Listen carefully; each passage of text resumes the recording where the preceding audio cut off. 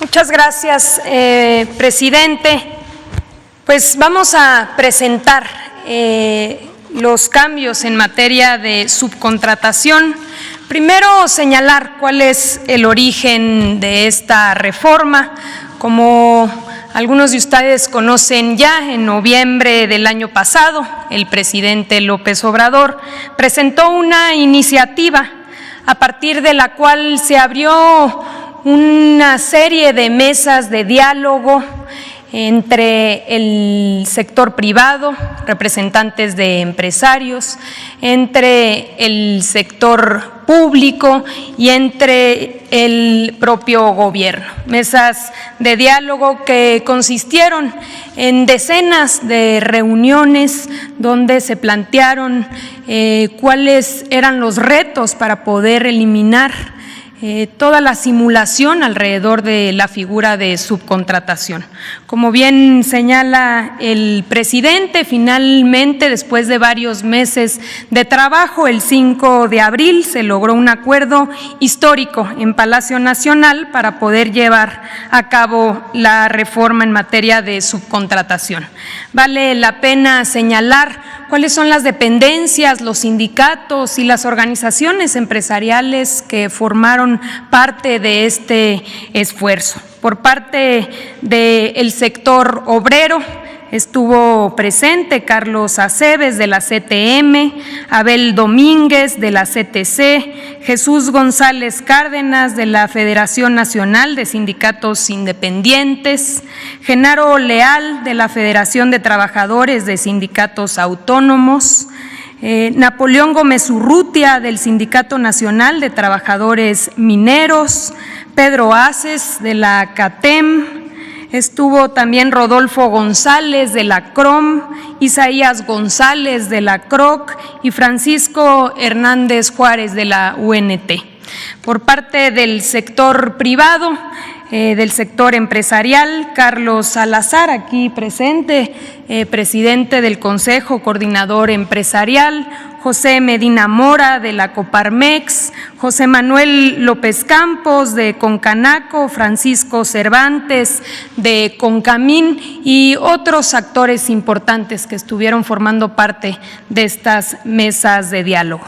Por parte del gobierno, las dependencias que hemos venido colaborando, la Secretaría de Hacienda, don Arturo Herrera, de Economía, Tatiana Cloutier, del IMSS, Zoé Robledo, también ellos acá presentes, Raquel Buenrostro del SAT, Carlos Romero, procurador fiscal, Carlos Martínez del Infonavit. Todas estas instituciones, porque la subcontratación tiene varias aristas que precisamente fueron digamos que se necesitaba un trabajo conjunto.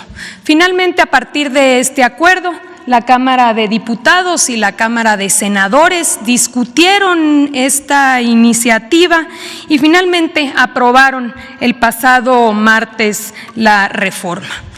Adelante, esta reforma tiene un diagnóstico que fue generando información de cuáles eran las necesidades que debían modificarse en las diferentes leyes. Este diagnóstico se generó a partir de varios operativos conjuntos por las dependencias que acabo de nombrar, donde nos dimos a la tarea de detectar la subcontratación abusiva y encontramos este modus operandi en el cual se violentaban los derechos de trabajadores, estabilidad en el empleo, antigüedad, subregistro en el seguro social, reparto de utilidades que se evadía, daño a la hacienda pública, porque también era una figura de evasión de pago de impuestos, afectación a los institutos de seguridad social, precisamente porque se registra a los trabajadores con salarios por debajo de lo que realmente ganan. Y también, hay que decirlo, una competencia desleal para las empresas que sí cumplen, que respetan los derechos de sus trabajadores y que pagan los impuestos. ¿En qué consiste la reforma? 8 puntos. Primero, se prohíbe la subcontratación de personal, es decir, la transferencia de trabajadores propios hacia otra empresa. Las famosas nomineras o empresas que se creaban con el único objetivo de aparecer como patrones sin tener ninguna actividad productiva.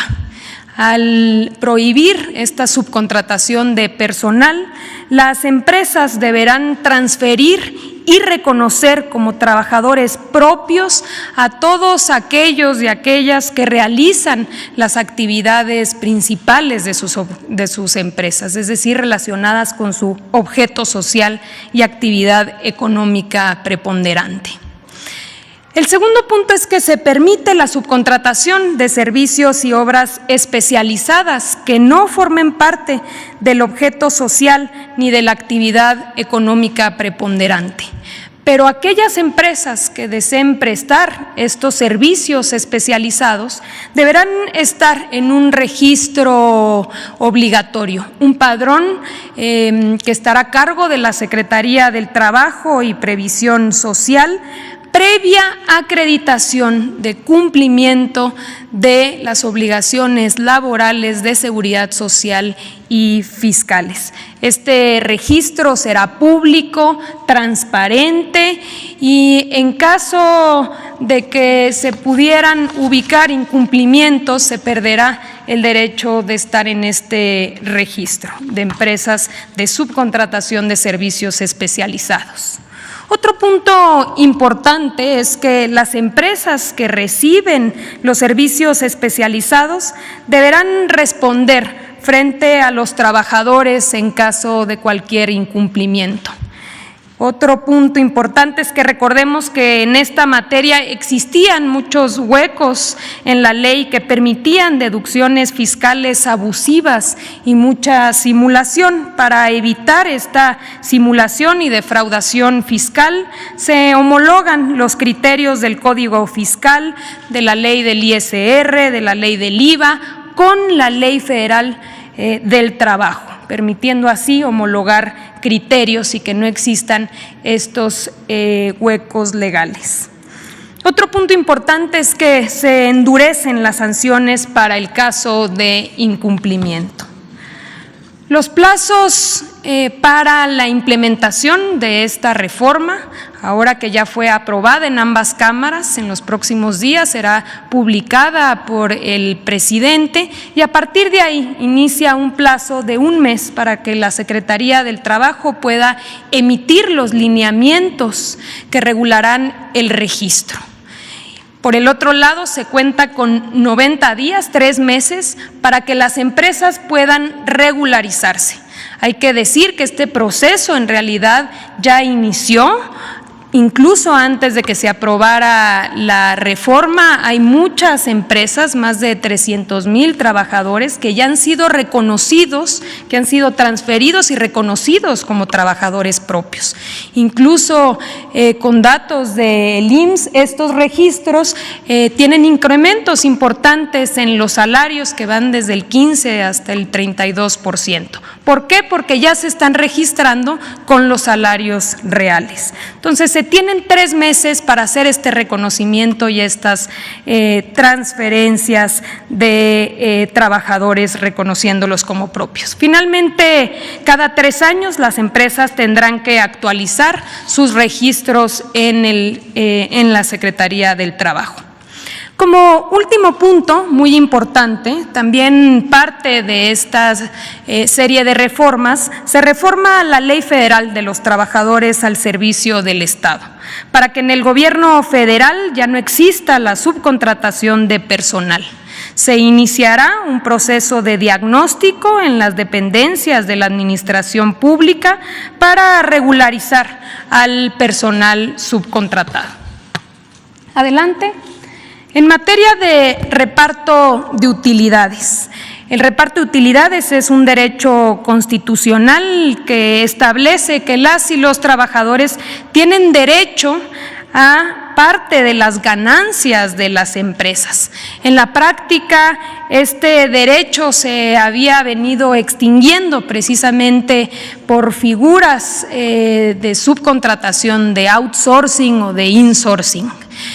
¿Por qué? Porque se creaban, estaban las empresas que generaban las utilidades y habría empresas hermanas que tenían a los trabajadores y que no generaban utilidades y simplemente transferían a los trabajadores. Por tanto, no se repartía estas ganancias. Ahora, una vez publicada la ley, y al tener la obligación las empresas de reconocer a los trabajadores, también tendrán la obligación de repartir el 10% de las utilidades.